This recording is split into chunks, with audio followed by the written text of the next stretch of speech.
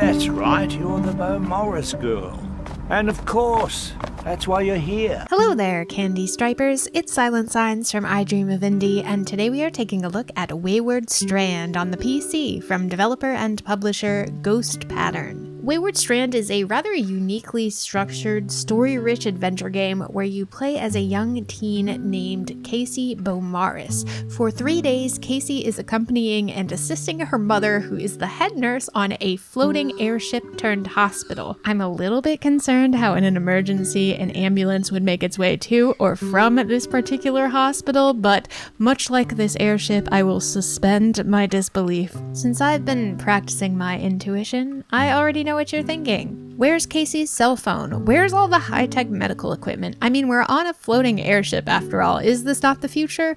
Well, not quite. This is actually the summer of 1978. We are in a pre-TikTok era, no cell phones in sight. All Casey has to amuse herself is her journal, where she takes notes about the residents of this hospital and, of course, the ship itself. What does feel very timely, however, is how overworked the hospital staff is. I guess some things never change. One thing I will warn you about in Wayward Strand is this is not a game for those who seek action and fast-paced adventure. Oh no, in case you can't tell by looking at the screen right now, the folks that are living in this hospital are of a certain age, and the game plays at a pace that matches theirs. I won't dance around the gray bouffant any longer. This game is slow. It's a very slow game, so brace yourself, settle in, get a cup of tea, maybe a cozy knitted blanket from your grandma, and let's learn about the folks in this hospital. You control Casey as she makes her rounds with the various doctors, nurses, directors,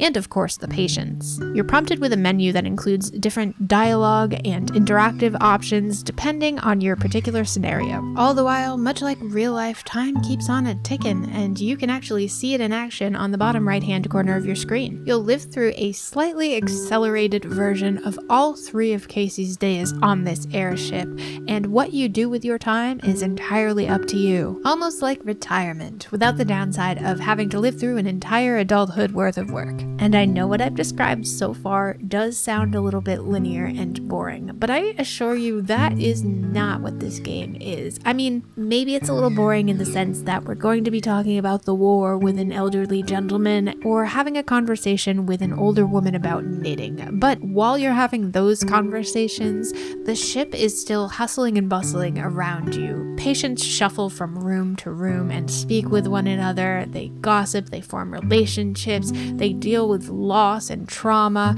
All the while, doctors and nurses make their rounds administering medication and treatment to these individuals. There are even visitors to the hospital, some of whom might have a VIP status. Your gameplay and outcome may be a little bit different than mine, and that's because this functions as a living and breathing hospital. But one thing's for certain, regardless of how you play, nothing stops the passage of time, and I think that's the most poignant message of this title. What we do with the time we're allotted matters. It makes a difference, not just in our lives, but in the lives of the people around us. You might not be able to comfort all the individuals at this hospital. In fact, they might not even like you at all, which is a difficult pill to swallow for someone like myself, who is a self-proclaimed people pleaser. I will reiterate that the pace in Wayward Strand is very slow, and for the most part this feels intentional.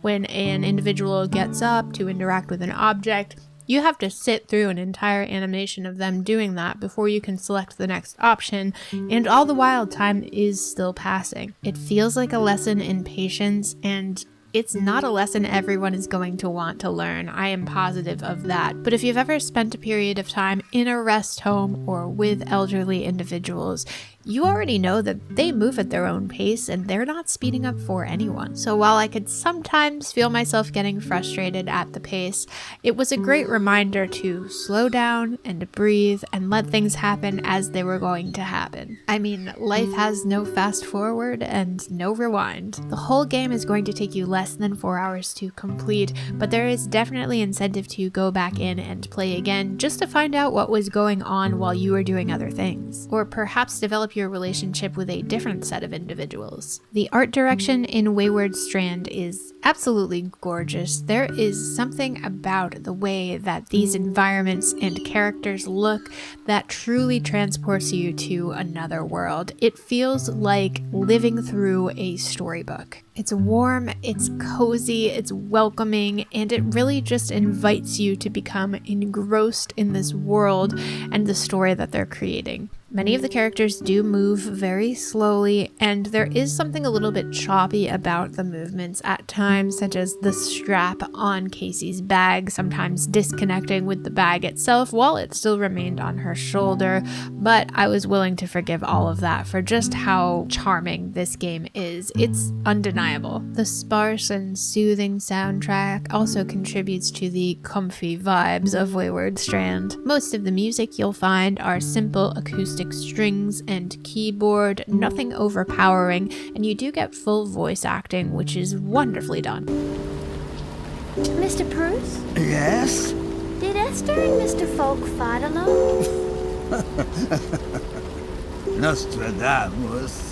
To me, the acting fleshes these characters out. It brings them to life and helps you become invested in their individual stories, and I just think the game wouldn't be the same without them, so I have to give them a little round of applause. At times I lost myself in this game. It reminded me of talking to an elderly relative or a grandparent, and I don't mean the angry, cynical grandpa. I mean the sweet grandma that would make you a cup of tea and have you help out in the garden. Honestly, from top to bottom, just an incredibly wholesome experience, and a game that I took a lot away from. The game's not going to change your life, but it might make you think twice about how you spend your time and how much of it we take for granted. Also, I'll say it, Casey's mom looks like the mom from that 70s show. I can't unsee it, and now you have to see it too. You're welcome. So, did you see many other patients? You did, didn't you? Of course. I mean, I did as much as I could. Listen, Casey, up there you can't half do things. When you're working, you have to focus.